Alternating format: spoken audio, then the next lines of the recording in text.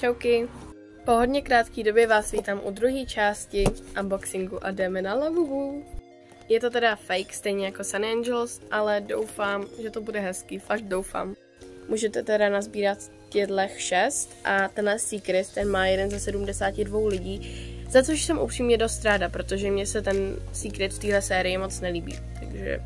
Ale jako, jestli ho budu mít, tak mi to nevadí, jo, není špatný, ale radši bych chtěla nějakýho tady z těch. A nejradši bych teda chtěla jednoho tady z těch 4, který teď vás se mi moc nelíbí, ale budu ráda za jakýhokoliv.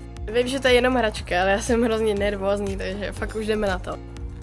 Ani teda to odtrhnutí to tady nemá, takže vidíte, že to je fake, ale mě to nevadí, doufám, že bude aspoň i tak trošku hezký. Ježiš, to je jak lepený. OK, co se to stalo?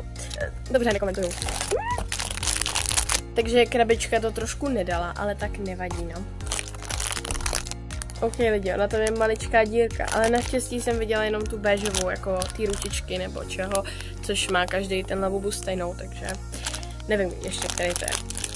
Já jsem hrozně nervózní a teda kartička tam nebyla, protože je to fake, takže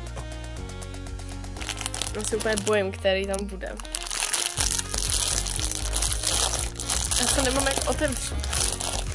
Jdu pro nůžky. Tak jo.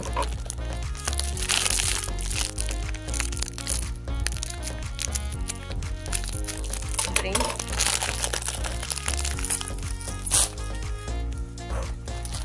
Uvidíte to první.